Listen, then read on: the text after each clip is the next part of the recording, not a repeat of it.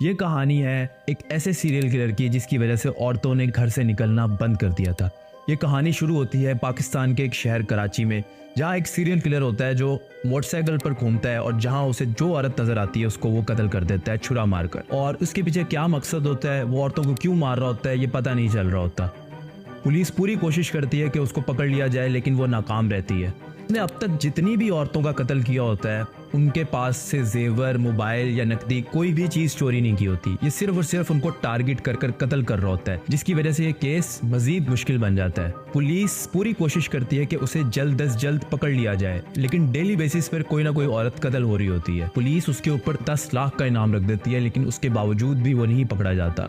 और पुलिस फिर एक नया प्लान बनाती है और फाइनली उसे 16 अक्टूबर 2017 को पकड़ लेती है और ये भी पता कर लेती है कि वो औरतों को क्यों कत्ल कर रहा था। ये कहानी असल में शुरू होती है 25 सितंबर 2017 को, जब एक औरत अपने बच्चे को स्कूल से छोड़कर वापस आ रही होती है तो उसे पीछे फील होता है कि उसका कोई पीछा कर रहा है। तो वो औरत पीछे मुड़ के देखती है तो जो इंसान उसका पीछा कर रहा होता है उसे पता चल जाता है कि उस औरत ने मुझे देख लिया है।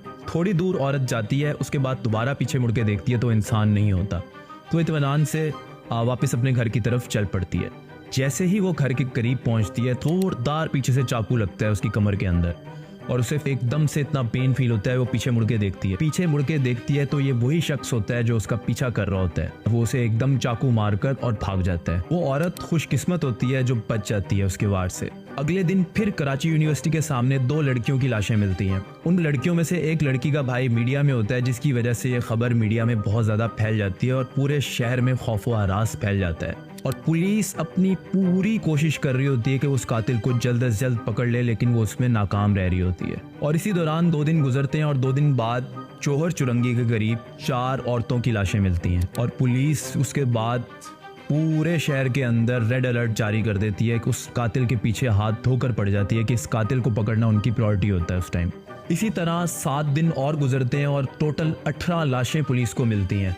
पुलिस को जब कुछ नजर नहीं आता तो इसके ऊपर 10 लाख का इनाम रख देती है कि जो इस कातिल का पता बताएगा या इसकी शिनाख्त करेगा उसे 10 लाख रुपए इनाम में दिए जाएंगे। तो इस खबर के बाद कातिल अचानक से कराची से गायब हो जाता है और कुछ दिन ही गुजरते हैं कि कराची पुलिस को खबर मिलती है कि पंजाब में भी सेम इस तरीके की वारदातें हो रही हैं कि इसी तरीके से औरतों को कत्ल किया जा रहा है और जो उनकी नकदी होती है या जेवर होते हैं कोई भी चीज़ चुराई नहीं जा रही और सेम पैटर्न पे पंजाब में कत्ल हो रहे हैं। पंजाब में तकरीबन कुछ अरसे में 50 औरतों की लाशें मिलती हैं। कराची पुलिस फिर पंजाब पुलिस से कांटेक्ट करती है और उन्हें इस सूरत हाल से आगाह करती है। कराची पुलिस और पंजाब पुलिस अब मिलकर काम कर रहे होते हैं और इसी दौरान पंजाब पुलिस जब एक्टिव होती है उस कातिल के पीछे और उस कातिल को एहसास होता है कि उस इलाके में उसे लोग पहचानने लगे। अक्सर लोग उसकी शक्ल देख लेते हैं जब वो कत्ल करके भागता है, क्योंकि उसने मुंह पर अपना मुंह कोई हिडन नहीं किया होता, वो खुलेआम कत्ल कर रहा होता है। जैसे उसे उस इलाके में लोग पहचानने लगते हैं वो भागकर फिर से कराची में आ जाता है और कराची में फिर से लाशें मिलना शुरू हो जाती हैं। तो पंजाब पुलिस को और कराची पुलिस को अब इसका पैटर्न समझ आ चुका होता है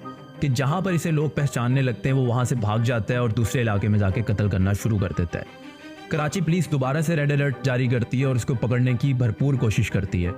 इसी दौरान वो फिर से पंजाब भाग जाता है और पंजाब में जाके कत्ल शुरू कर देता है। कराची पुलिस और पंजाब पुलिस मिलकर इसे ट्रैक करते हैं और इसे अगले 48 घंटे बाद मंडी बहाउद्दीन में इसके घर से पकड़ लिया जाता है। इसे पकड़ने के बाद पंजाब पुलिस इससे इंटेरोगेशन करती है और बाद में इसे कराची पुलिस के हवाले कर दिया जाता है। इंटेरोगेशन के अंदर जब इससे पूछा जाता है कि यह औरतों का कत्ल क्यों करता था तो ये कभी रोने लग जाता है, कभी ये कहता है कि मुझे ख्वाब में कोई कहता था कि औरतों को कत्ल करो, और कभी वो अजीबोगरीब बातें करना शुरू कर देता है।